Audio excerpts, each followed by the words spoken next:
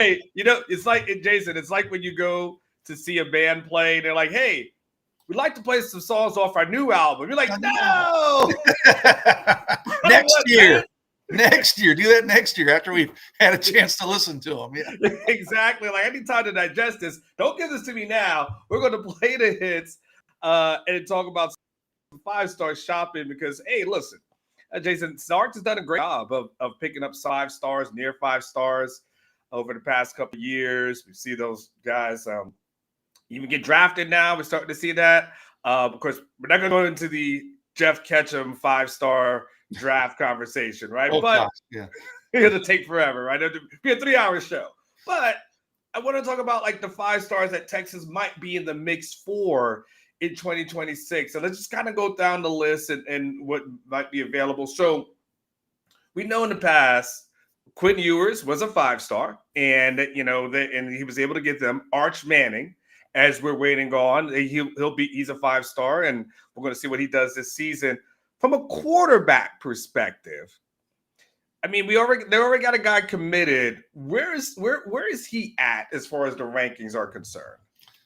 That's funny because remember KJ Lacey was in that 5-star conversation there for a while on the Rivals.com rankings. But you're talking about Diabell, the quarterback who's committed this year. Rivals has him. They just updated their rankings yesterday, so I looked. He actually dropped 1 spot on where he's number 57 nationally. Okay, so that's not 5-star. 5-star, you got to be like top 32-ish, 34 or sometimes 33, whatever. But so he's not in that 5-star ranking for Rivals. There is one service. Hold on, Yeah. Jason. We are part of On3. Well, exactly. Well, you can't just give me Rivals rankings anymore. You need to give me you have to give me the On3 ranking as well, Jason. Get used to this new world. Because Rivals is going to be the recruiting portion of On3. So, but the people that do the On3 rankings will do the Rivals rankings. But to your point, and we're being somewhat silly, but no, you're actually being correct too. On3, they've got him number 4 in the country overall. Okay. Oh wow. Yeah, 24/7 has him 22 in the country overall. ESPN number 6 overall. So Rivals.com, and I don't do those rankings, but the Rivals national guys, they're kind of the outliers at number 57 overall. So, I mean, I'm putting Dia in that 5-star conversation. If we're, if we're talking about 5 stars, yeah, I think he should be mentioned in that conversation. Rivals.com does not have him ranked as a 5-star currently. Yeah. Everybody else does. Well, 24/7, technically he's a 4-star, but he's number 22 in the country, which would make him a 5-star in time if he holds that position. So, you could, I mean, certainly I think it's a legitimate, I won't say argument, but a legitimate case to say, hey, Texas has a 5-star quarterback commitment in this class in Diabell. Yeah, and so maybe it's a composite ranking for right now, Jason. Maybe that's what we end up doing. Yeah, which, what, hey, look at me. I'm using the On3 database on. I've never once done that in all the times I've been on your show. This composite ranking is a 5-star, number 14 nationally. So a composite ranking per the On3 industry rankings is a 5-star quarterback in Diabell. Hot damn, that kind of felt good to say that, Onward.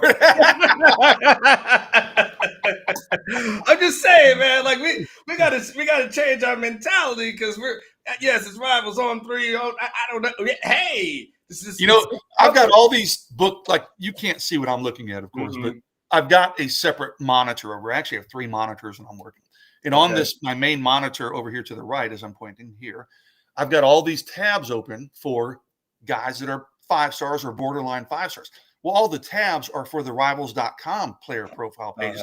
I probably need to open up all the On3 player profile pages to be safe. But, at the end of the day, I would just say this because there's some. I know Benji goes, well, Rivals taking over recruiting for On3. There's going to be some merging that happens. I know it's going to be kind of Rivals, this and that.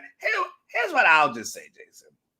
Let's just, make Shannon Terry happy and mention On3. Like, just why would make sure that guy has his company consistently make sure he feels a little good. I would just say that, And we haven't talked about, because you and I did our show Tuesday. That happened Wednesday morning or Wednesday lunchtime, whenever that announcement came out. I know you and Ketch did a show.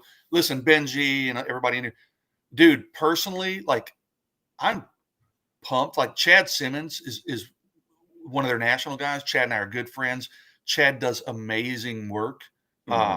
I mean, for those of you who are watching the show, you're obviously recruiting fans. If you watch the recruiting hour later, you're going to be recruiting fans. I think our recruiting coverage just got a big shot in the arm. So personally, I'm pumped. Benji, I think you guys are going to love it, man. Well, Chad Simmons, Steve Wilfong, a lot of these guys I've worked with before do really good work, and they went to On3. I hated it when they left. Well, now we're kind of back in the saddle together, man. So I think it's going to be a win-win for everybody. So let's then move to the running back situation in the running back room right now. It's been a while since Texas has nabbed a 5-star in the running back room. Am I missing something since Bijan? Is there a guy that I'm just overlooking in that conversation? There were people inside the Texas football offices who would have told you Jonathan Brooks they thought was a 5-star, and they wound up being right. I mean, everybody had him so underrated because he's from a small school. But no, Bijan would have been the last 5-star. Yeah, I think you're right. Okay, so a little bit a drop that could potentially come to the end. Who are some of the guys that are just on the 5-star elk right now, and guys that you think may be there that Texas is kind of in the hunt for? I mean, honestly, if we're talking legitimate 5-stars, it's really one guy. It's Derek Cooper, the running back out of Florida, who visited Texas 2 weekends ago. My weekends are blurring together. I think it was 2 weekends ago. He was in Austin, came out of that visit just raving about that Texas visit. Texas will now get an official visit. I had Texas in the race there, but pretty low in terms of their odds. Well, I think Texas right now is surging. I mean, Georgia's a strong player there. Ohio State, there's a couple others, but Texas is very much in the mix there. And if I look at his On3 page, ESPN hasn't rated the highest at number 7 nationally. Rivals is second, number 12 nationally. 24/7 has him 34. On3, ironically, has him the lowest at 126. So there'll be some meshing of those numbers at some point. But KJ Edwards. KJ Edwards is kind of in that conversation. Herman Bradford says CJ Baxter. I do think Herman might be right. I think maybe. Yeah, I don't know if he was he. I don't think was he on Rivals. Though? He was not, but I think one of the services maybe had him, and I don't know. I'd have to go back and look, but I think Herman might be right that maybe one of the services had him as a 5-star, but he was not on Rivals a 5-star. I don't think. No, he was listed as a 4-star with a 6.0 rating. Okay, so he was close. Yeah, he was close. But I do think one of the services had him as a 5-star. But to your question, I mean, for this class, this 2026 class, if there's going to be a 5-star, I mean, KJ Edwards has a chance to get into that realm. I mean, there's a lot of updates still to go with these recruiting updates or recruiting rankings updates. There's junior seasons to be played, senior seasons to be played. So, a lot can change over the course of the next, 6 months or whatever it is. But right now, I would say Derek Cooper is probably the most likely to be a 5-star. And I certainly am not calling Texas the leader there, Anwar. He's only visited once, but Texas went from being kind of an afterthought there to within one weekend being squarely in the mix for Derek Cooper. So they did that good of a job on that visit 2 weekends ago. Is there anybody who's close to that 5-star ranking that you would say like, okay, they're in the mix, and maybe that guy potentially becomes one a little bit later? Xavier Crowell, let me see. Like Rivals has him. He's not a 5-star, I know that. But honestly, I don't think Texas. They're in the race there, but I think it's going to be Alabama or Auburn. He's ranked number 41 nationally on the Rivals rankings. I don't know what On3 or 24/7 or anybody else has him. So he's in that conversation. If we're talking 5-star running backs, that's really about it though. Him, KJ Edwards, Derek Cooper. Those would be the 3 main ones at running back. Okay, And I think good. All Texas right. gets at least one of those three, maybe even two of them, by the way. Okay. Let's go to one of my favorite room. It's always the wide receiver room. Alex loves his offensive linemen. I love my wide receivers. Who are my guys, Jason? Who are my guys I need to be psyched and pumped up about? You love wide receivers because you love the drama that comes with wide receivers, right? And wide receivers recruiting. Have you seen my dating life, Jason? It would be a reflection. So there it is. There's in terms of true 5-stars, and again, I'm going by Rivals rankings. I don't have everybody's 24/7 and On3 and ESPN profiles pulled up, but there's one no-brainer for me, and that's Tristan Keys, the wide receivers out of Mississippi. He is committed to LSU. Texas is trying to make a run at him this spring. They were making some headway, but he ended up visiting LSU, fell in love with it, committed to LSU. Can Texas still get him on campus and try to move the needle? Yeah, I think it's possible. I need to check in with Tristan to see, if he's still going to take some visits. But he's a legitimate 5-star, and if there's any service who doesn't have him as a 5-star, I would say, hey, you need to reevaluate this dude, because I've seen him at OT7 up in Dallas a couple times, and I mean he's a no-brainer 5-star for me. Some guys you just see like that dude looks different.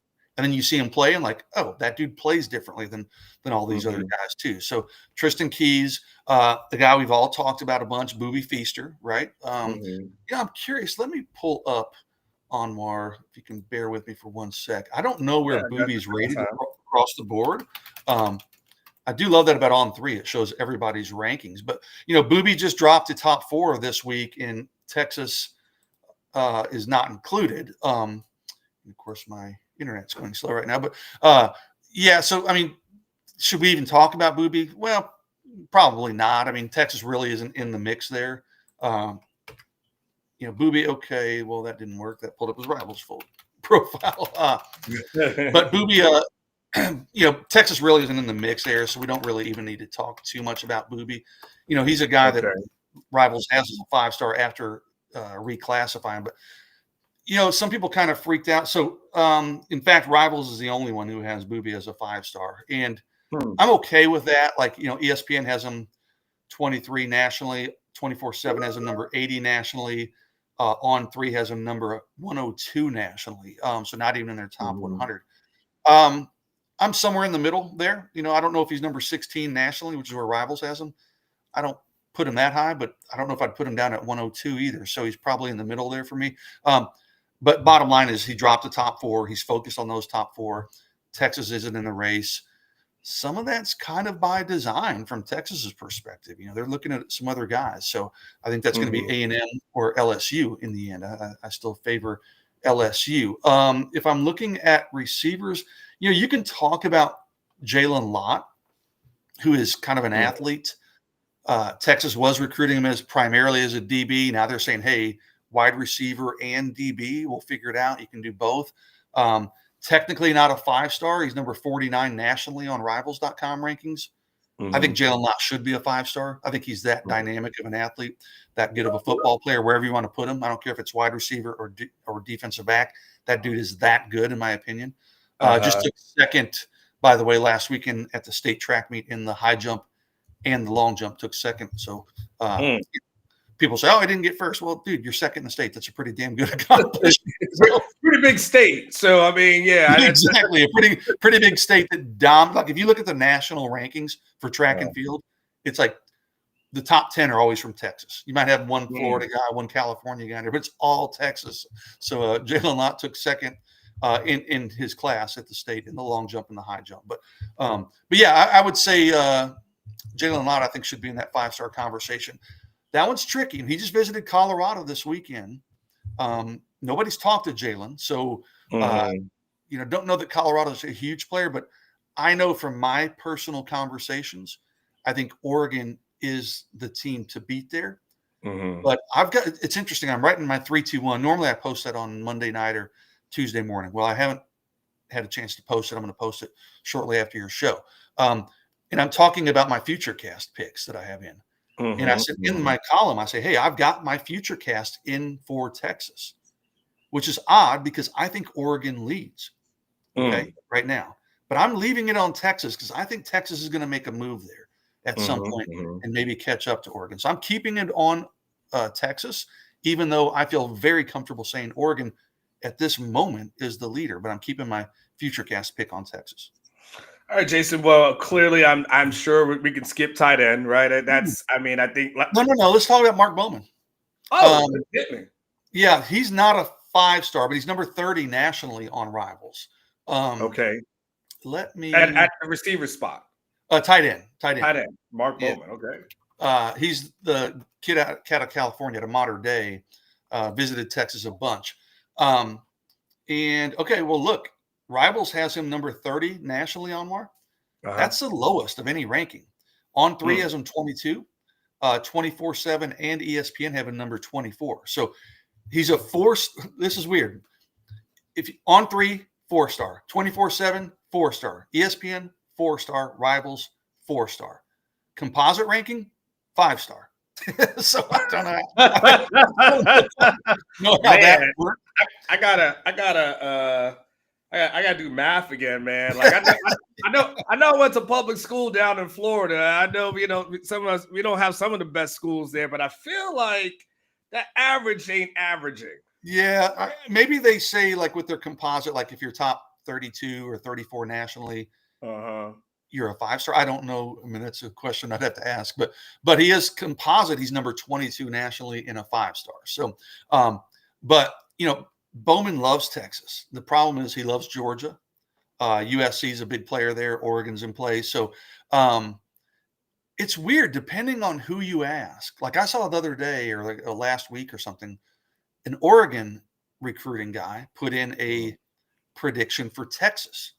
I'm like, well, I don't know how he knows that because, I mean, Oregon's in play, but Oregon's probably running 4th in that race.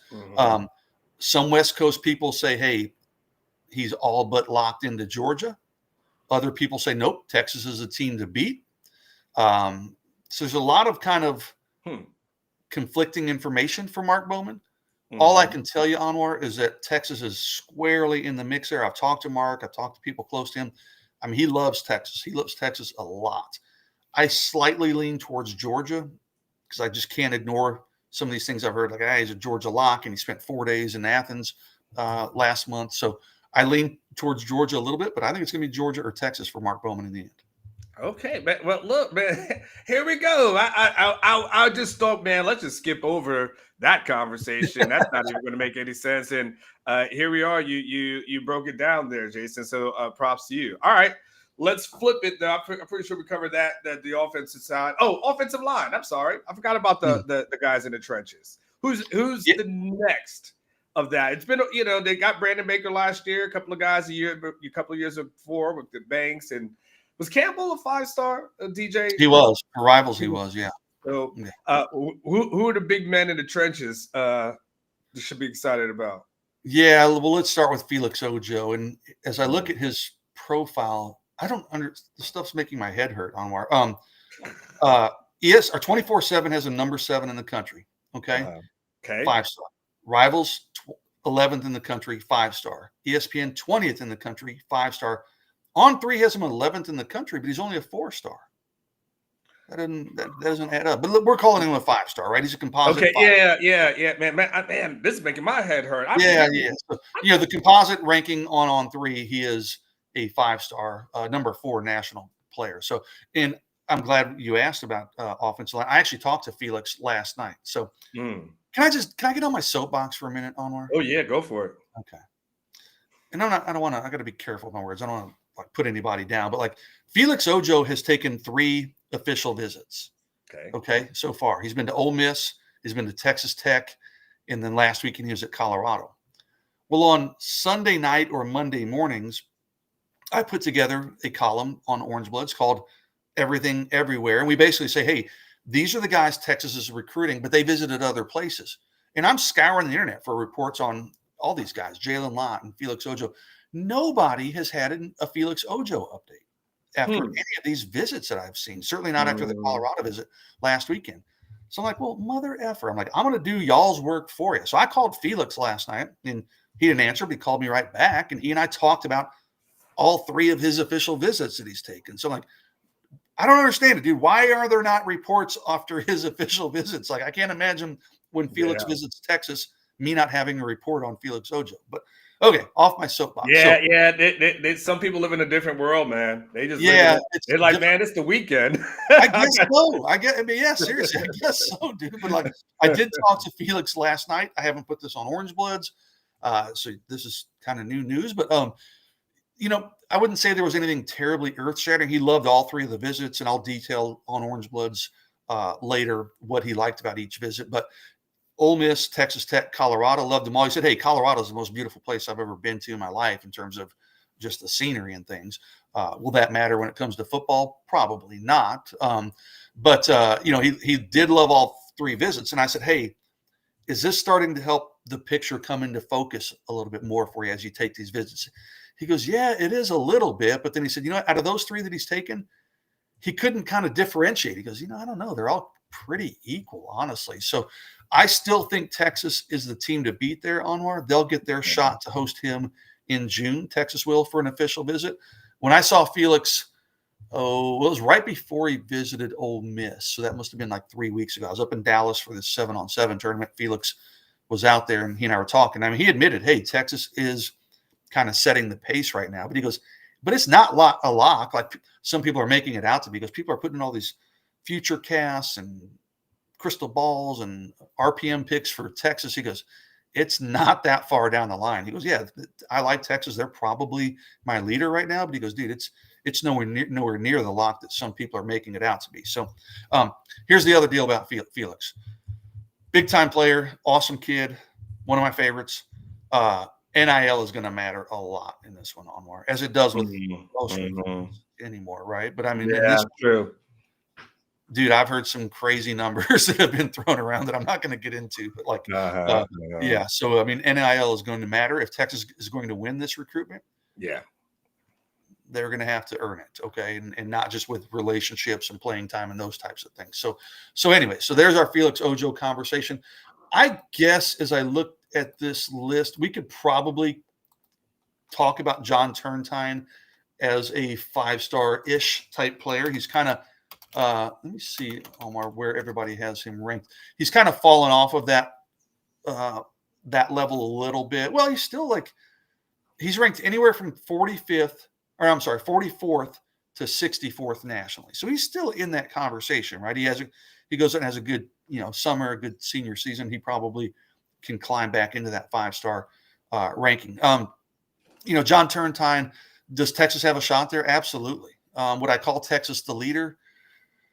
I don't think there's anybody I'd put above Texas right now. Turntine did visit Texas recently. It's interesting. Is there anybody I'd put above Texas? No. But then I say, okay, I've got Texas as the leader for Felix Ojo. Can they get Felix and John Turntine together? I don't know. That might be tough, man. Like right now, I don't think there's anybody above Texas, but it might be, as these kind of dominoes start to fall, it might be tough for Texas to get Turntine and Felix Ojo. A&M's heavily involved there. I think the third, I'm drawing a blank. Was it Oklahoma? I think, no, Ohio State. I can't, he's got about 5 that he's really looking at, but I think ultimately it comes down to Texas or Texas A&M for John Turntine. I think Texas is right there at the top, but again, some of these other pieces, as they kind of go into place, it might force John Turntine to focus his attention elsewhere. So it's kind of a little bit unpredictable right now, but bottom line is he is in that 5-star conversation, and Texas is very much in the mix for John Turntine. Jason, real quick, and Logan, who's one of our in here, he just celebrated his 3-year anniversary. I joked with him last week, right? Because he said he was going to take his wife out. I said, "Oh, you guys must be newlyweds," right? Because I said, the longer you go, like most people just say, happy anniversary. Maybe you get what I'm done. I'm to the point now, Omar, I'm so damn cheap. I'm not spending $5 or $8 on a card. I print my cards on my computer. There are websites, Omar, it says free printable greeting cards, and they're usually dirty sex joke cards. They're not even like romantic anymore. So yeah, that's what my wife is stuck with. Yes. Wait, pause. So are you saying, do you get like some sort of card material? Oh no. It's on just regular plain old paper right here. But my printer can print on both sides, Almar, so it's got a little note on the inside. I'm fancy. And you just fold it? That you are 100% right, brother. That's and what you I do. hand it to her? Yep, that's it. Yep. Wait. It's Stop. usually a joke about her getting lucky later tonight or something stupid like that. Or Wait. What does she do with the card? I don't think she saves them. I know that. Wait, one more thing. Okay. Is there something on the front? Yes. In the inside, or is it just the inside and it just opened up to this? No. It prints on the front, and then usually the printer will print a little note on the inside, and then I'll write something on the inside. But what I do now, and God, we're going way off the rails. Logan, we're off. Logan, this is what happens after 24 years of marriage, whatever the hell I might have. No, but sometimes now I go on the internet and I'll search like funny sex greeting cards, and I'll find something or funny jokes, and then that's what I put on my greeting card. So yeah, I've got a little system here, brother. I love it. Okay, but hey, you've been together for over 20 years, right? So just give give Logan the advice that he needs to make it, 20 plus. Hell, shit, I might take some notes myself. Logan, my advice is find. I hope you married a good woman, because my wife puts up with a lot of shit, dude. So it's nothing I'm doing to keep my marriage going for 20 something years onward. It's all about my wife being patient and being a saint of a woman. So yes. Oh, okay. Or it could, also you can knock her up, Logan, because we have 4 kids, so we can't really go anywhere, even if we wanted to. All right, Jason. All right, so here we are. We're about 30 minutes in. I'm gonna make this your call. Okay. We still would have to go through the defensive side of the ball. We can either breeze through it real quickly, or we can put that off for next week, and we can do the defensive guys. The defense. If you feel like, hey, there's going to be defensive line, linebackers, DBs, and we can do a part 2 next week. Onward, there aren't a ton. Let's just blow through them this week, okay? As I look, I'm looking at the Rivals rankings. There really aren't a lot of legitimate 5-star defensive guys Texas is chasing. Yeah, Colby, I know I'm cheap. Hey, I'm cheap on some things, but I'll spend on other things. But when it comes, I'm like, $8 for an effing greeting card? No, that ain't happening. I'm just not doing it, man. So, okay. So 5 stars on the defensive side. Let's start with the guy named Richie Wesley. He's a defensive end out of California. Visited Texas a few weeks ago for the first time. Texas really made a move there. But the thought with Richie Wesley has always been that he might opt to stay out west, like USC, Oregon. When he visited Texas, there were people that thought like, okay, Texas might be the team to watch here. Well, he did visit Oregon. I think it was just this last weekend or maybe the weekend before. I think it was the weekend before, 2 weekends ago. So I think Oregon has kind of re-solidified its position there. But it's another one where NIL is going to be a big factor. So, we saw it with Justice Terry last year. Everybody was saying Texas doesn't have a chance. And we at Orange Lens were like, hey, we think Texas does have a chance because NIL is going to be important, and Texas is willing to play that game in this one. Well, if Texas plays that game with Richie Wesley, they could win this one in the end. But right now, the buzz is mostly around Oregon. Tyler Atkinson is a linebacker out of Georgia who Rivals has as a 5-star. I don't know what everybody else has him. He likes Texas. He has visited multiple times already. He might come back for another visit this summer, but I think Texas is down the list there. I think Georgia, he's a Georgia guy. I think Georgia's probably the team to beat. He's a legitimate, big-time linebacker prospect. And just one more I want to touch on. He's not a 5-star. Let me pull him up real quick and see if he is a 5-star anywhere else. But Samari Matthews is a defensive back out of North Carolina. He's on Rivals.com where he's number 29. So he's in that. If he held that position, he will be a 5-star. Okay. as they add more 5 stars, okay? Because they usually give, like I said, 33, 34 5 stars. Okay, Rivals does have him quite a bit higher than everybody else. ESPN's 96, 24/7, 137, on 384. I'm going to tell you this, 24/7 is way off on that. I've seen Samari Man in person. This dude looks like $1 million. I've seen him play 7-on-7. He plays like $1 million. He's got a great head on his shoulder. He understands the mental part of the game. Really impressive kid, really impressive player. And I most of the buzz, he's not looking at North Carolina. For what the Bill Belichick didn't move the needle for him at all. South Carolina was a major player there. I believe it was Clemson was the other big major player there. I'm telling you, he visited Texas a few weeks ago. I think Texas is the team to beat there. And and maybe it's real close right now. It's kind of like I said with Jalen Lott. Maybe Texas isn't the outright leader right now. Maybe South Carolina still has the slightest of edges. But as he comes back for that official visit, I think Texas is going to continue. Texas went from here to here to here. I think they're going to keep moving up and surging on more. I think Texas is in a really good spot for Samari Matthews, who for Rivals.com is in that 5-star conversation, and I think he should be across the board. I think he's a really good player. Okay. No kickers, right? No 5-star kickers. No. I just got to check. Jeff Banks is on this staff. I just got to make sure. We haven't talked about our man Trot O'Neal, the deep snapper. That commitment happened Friday. That was Friday. And listen, I love Trot O'Neal. I'm the only guy who's ever written about Trot O'Neal. Okay, he committed to Texas on Friday. I just kind of stumbled into it. Let me tell you a little story before we get off there. So I was down at campus. Texas had one of their Texas city limits, kind of like a junior day deal. Like this is in like March, right? I guess it would have been April, late March, I think, where they brought a bunch of guys in for recruiting visits. So I'm down. It's like 7:30 in the morning, and guys are showing up, and I'm just taking pictures. Most guys I recognize. Well, this dude comes up. I'm like, hey, what's your name? And he's like, oh, I'm Trot. And I'm like, okay, I don't know who the hell you are, but I'm gonna take your picture.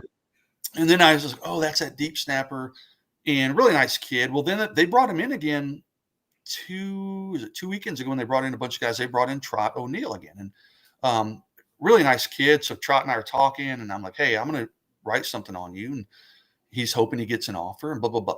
Well, he ended up getting his offer last week. And Trot, I love you, but I'm gonna give you a little bit of needling here. So last week, and Trot was very upfront with me. He told me on Thursday, he goes, hey, I'm going to commit tomorrow. He gave me commitment quotes. We did a commitment edit for him, like graphics for Orange Bloods. He was going to commit at like 2:30. So I'm like, okay, it's Friday afternoon. It's 2:30. I'm going to sit around the computer waiting for Trot O'Neal, the deep snapper, to announce his commitment. 2:30 turned to 3:30. And he's like, hey, sorry, it's going to be like 3:30. Well, that didn't happen. Then he goes, hey, it's going to be like 4:30. Well, that didn't happen. Then it's like 5:30. And one of my buddies, who I haven't seen in a long time, who lives about a mile away from me, hits me up, and me and some others group text us, hey, I got some food on the smoker. Do you guys want to come up here and like hang out and have a few beers? I'm like, I'm waiting on this fucking deep snapper to commit, dude. So I ended up going to my buddies, taking my computer up there. Of course. Yeah. And then he committed like at 7:30 on Friday night. I'm like, damn it, Trot, I waited for you for like 4 hours. How many drinks in were you at that point? Well, only like 2. And my 17-year-old daughter was with me. She was actually driving me. She was my Uber driver that day. So that worked out okay. But yeah, it was still early enough in the evening that I was okay. But I was like, damn it, Trot. I waited literally from 2:30 to 7:30 for you to commit, dude. And it finally went down. So I posted my story and whatever. So, but yeah, that was my Trot O'Neal commitment story. But congratulations to Trot. I do like Trot a lot. He's a good kid. Well, yes. Well, props to Trot for getting a long snapper scholarship. I mean, that's And to be clear, I want to talk about that real quick. So everybody's labeling him as a scholarship. And I think all the sites across the board are. And we are too. But when I talked to Trot, Texas offered him, but he goes, hey, it's kind of up in the air because they're waiting on the scholarship thing to go from maybe 85 to 105. And when that happens, it's going to happen. He'll probably get a full ride scholarship offer. But if it doesn't happen in the near future, there was talk about, hey, you probably, or you might not be on full scholarship, but you'll have some NIL opportunities to kind of make things work out. So it's still a little bit up in the air whether or not he's a full scholarship commitment for Texas. Just to be clear, in case 6 months it comes out, where, oh no, he's not on the actual signing day list. Well, that's what's happening there. So just a little bit of a unknown with Trot O'Neill's commitment status, or scholarship status, I should say. Jason, you'll be back at noon for the modcast. I will be noon modcast. Yes, sir. And you're traveling today, aren't you? Yeah, I'm traveling. Get the heck out of town. Jason, so it was funny. I'm traveling to Florida today, right? And I booked an evening flight because I was like, my kid, my youngest has got like flag football, right? And that's his world. And I was like, man, he's got practices on Tuesday. Not today, probably, with this weather, yeah. So now I'm like, my ass could have been like poolside by like 2:00 or so and just been getting lit. This is being the worst father ever, as my kid's somewhere in the water slides or whatever, and I'm just sitting on the chair, just like, man, I guess there's lifeguards are here for a reason. And so, and now instead we just have to wait to fly out late. So that part sucks. Yeah, well, I'm with you. Like, so last weekend, my youngest is 13, and she does gymnastics. And she went to this. You have to qualify for the state meet, and she qualified for that. And she ended up getting second in state. She did really well. But then she did so well that she qualified for the regional meet, which is, according to her, there's like 10 kids from 10 states competing in that. Well, it was this Sunday. She competed up in Hot Springs, Arkansas. And I didn't get to go on her. So my wife had to drive her ass all the way up to Hot Springs, Arkansas. But you're a better dad than me, man. You're going to like flag football practice. Me, I'd be like, no, I'm like, no, I got to go to this rivals camp. So I didn't get to go watch her compete. I'm like, I just get to pay for these trips. I don't get to go.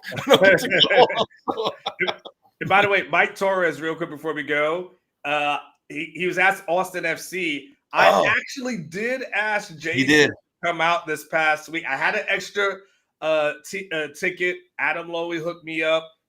It was in the suite. Mm-hmm. So I'm talking the free food and everything, not free drinks, but free food.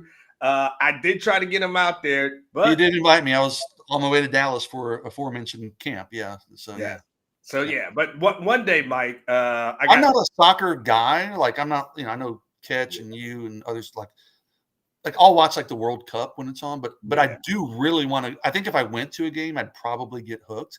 And I just want to experience it. It's something new that I've never experienced. So I do want to get out there at some point. Yeah. It's in person. It's fantastic. And then when you get into it, then it's easier to watch on TV. But yes, it was fan. It's fun. I met Mike for the first time.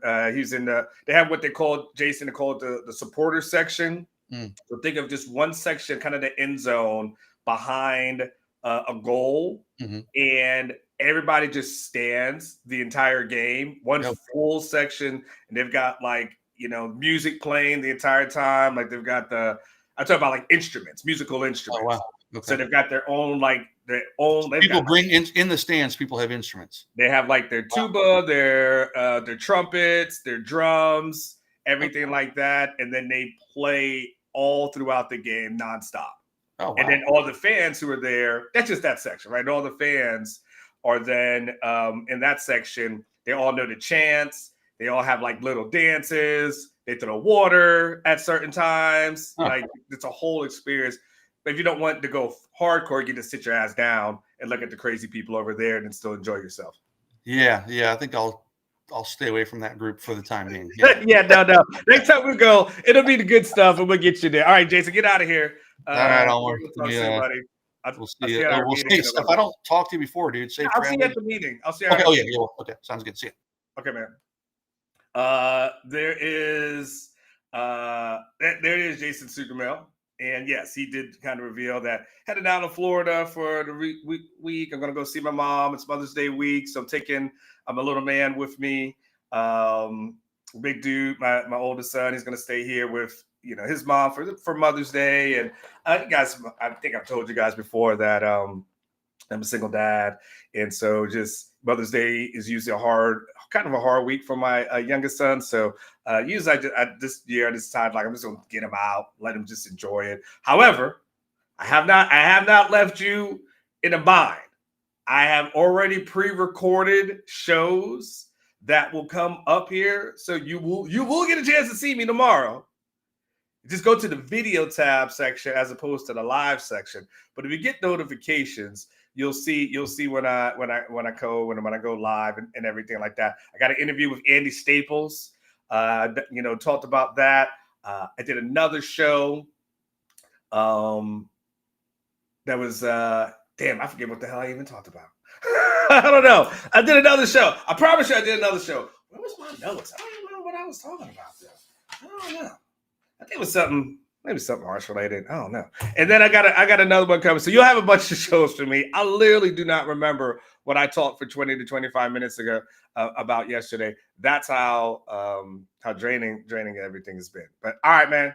Y'all be safe on them roads. Y'all know people how they get crazy. They don't know how to drive here in Texas. So y'all be safe on those roads today. Look out for idiots. Y'all will see me. Y'all will see me tomorrow. I'll be commenting in the chats and stuff like that. All right. Y'all take care. Remember I said live each day like it was your last. One day it will be. Mike, I definitely appreciate that. Hit the like button, subscribe to the channel, but like it. It's supposed to mean something to someone.